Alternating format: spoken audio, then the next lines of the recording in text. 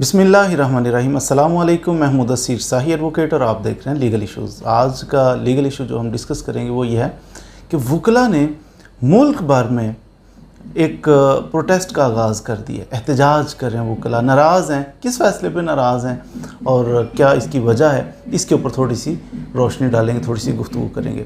आज स्ट्राइक है supreme court bar की तरफ से। सुप्रीम कोर्ट एक बड़ा इदारा है, जैसे हमारे सिविल कोर्ट्स होती हैं, फिर उसके बाद जनाब सेशन कोर्ट, फिर उसके बाद हाई कोर्ट, उसके बाद पाकिस्तान की सबसे बड़ी अदालत सुप्रीम कोर्ट।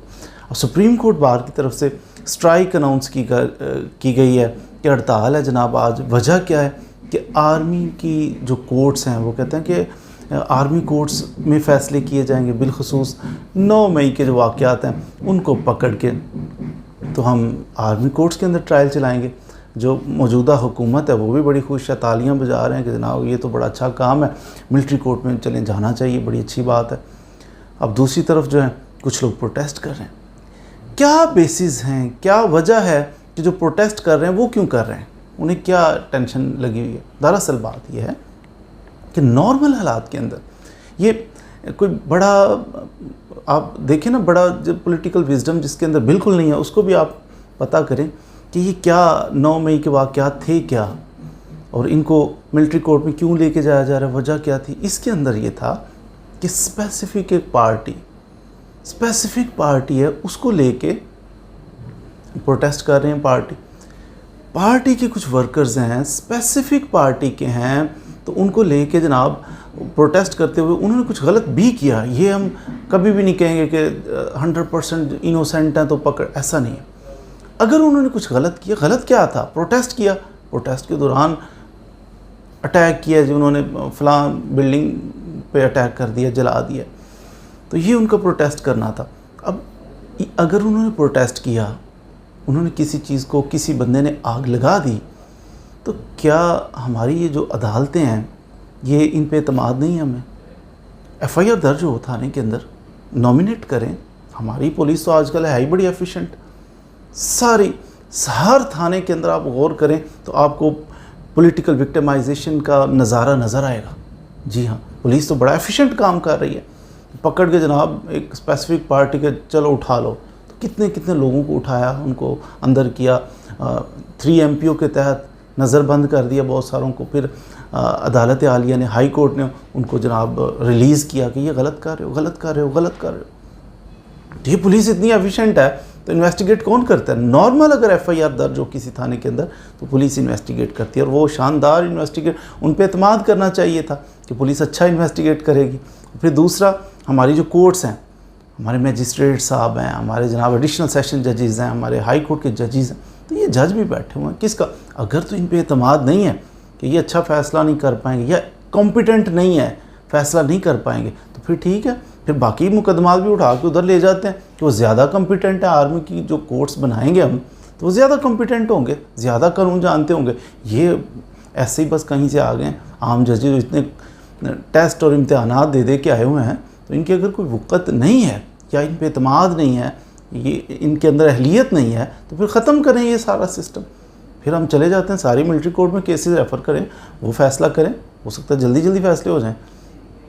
इस चीज़ को लेके अब सुप्रीम कोर्ट बाहर ने पूरे मुल्क के अंदर जनाब स्ट्राइक अनाउंस की हुई है, और वो उनको इस चीज़ से गिला है, शिकवा है कि अगर किसी के ख़िलाफ़ कार्रवाई आप करते हैं, कोई गलत करता है, कभी भी उनका ये मौक़िफ़ नहीं रहा। कुछ ना कुछ चीज़ें हैं, वो कहते हैं कि जनाब 2000 बंदे की ड्यूटी होती है कोर कमांडर हाउस में, तो जनाब उधर तो धक्के दिए जा रहे थे, अंदर आओ, रोकने वाला था ही कोई नहीं। 2-4 बंदे वो रुके और पीछे हो गए, चलो जी जाओ। और बहुत सारे तो ऐसे थे वो इनवाइट कर रहे थे, अंदर आए, जल्दी करें। अब ये भी क्वेश्चन, इस चीज़ पे भी इन्वेस्टिगेशन होनी चाहिए कि कहीं ऐसा तो नहीं है। इंडिपेंडेंट बंदा इन्वेस्टिगेट करेगा ना जब, तो वो फिर ये चीज़ें भी सामने आ सकती हैं कि वो 2000 बंदा जो सिक्योरिटी पे मामूर है, आप कभी गुजरिए ना कोर कमांडर उसके करीब से, दूर से भी गुजरिए, और कभी मोबाइल अपना निकालिए, आपको रुको, ठहरो, क्यों, किसने फ़ोटो बनाई, आपको मोबाइल वो यूज़ नहीं करने देंगे। कहते हैं चिड़िया पार नहीं मार सकती, वो वाला अंदाज़ होता है कोर कमांडर उसके बाहर से भी गुजरते हुए। तो अंदर जा रहे हैं लोग जनाब, बिरयानी खा रहे हैं, कौरमा चुरा रहे हैं, ये क्या हो रहा है? तो ये एक फ़िल्म सी लग रही है। इस पर भी एतराज़ भी आबाद लोगों कहते हैं कि ऐसा इम्पॉसिबल है फ़ौज किधर थी सारी जनाब, सारी वो आज इतने एक्टिव हैं, छोड़ेंगे नहीं, देख लेंगे अपनी आवाम को, अपने नौजवानों को। तो उस वक्त वो किधर थे? ना हमारी कोई पुलिस थी, ना हमारी कोई फ़ौज थी। तो बड़े माशाल्लाह क्लियर रोड्स से, हर चीज़ क्लियर थी। एनी हो जो भी था, तो जो इसमें मुलव्वस है उसको पकड़ा जाए, उसके खिलाफ FIR दी जाए। FIR दे के तो हमारी कोर्ट्स मौजूद हैं, उनके अंदर इनको ट्रीट किया जाए, अकॉर्डिंग टू लॉ ट्रीट किया जाए। किसी की सज़ा बनती है उसको सज़ा दी जाए, अगर किसी ने कुछ गलत किया तो उसको सज़ा दें।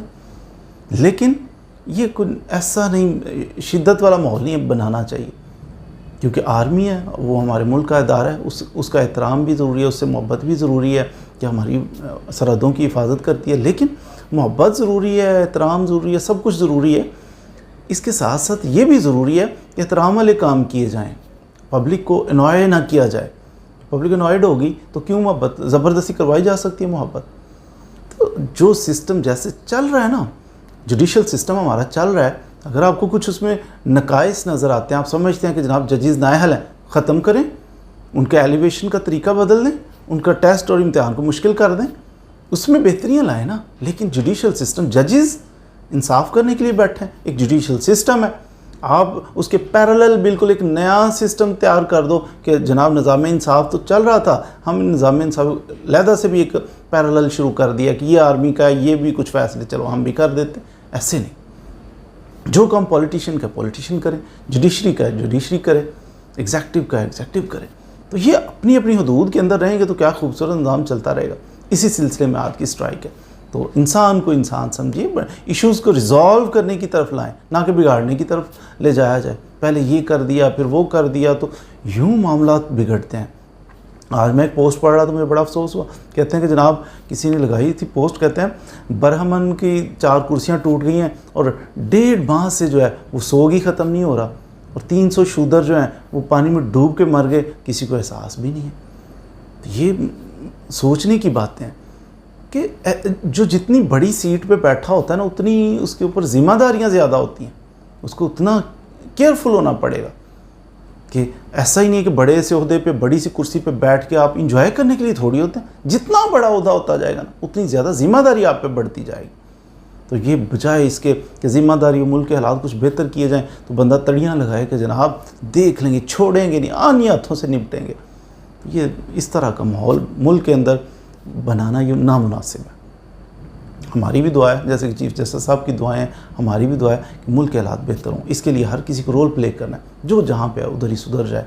अगर कोई वकील साहब हैं, उनको चाहिए कि बेहतरी की तरफ लेके आएँ, इंसाफ की बात करें। जज साहब हैं, मेरिट पे चलना शुरू करें। आर्मी है तो वो अपनी हदूद के अंदर रहे, पॉलिटिशियन है तो वो भी कुछ दयानतदार हो जाए। तो जो जहाँ है, हमारे जो मज़दूर तबका है, जो रेडी बान है, ये सारे अपनी अपनी जगह पे करप्शन छोड़ दें, तो मुल्क इंशाल्लाह दिनों में बेहतरी की तरफ चला जाएगा। अल्लाह ताला हमारे मुल्क के पाक की हिफाजत फरमाए।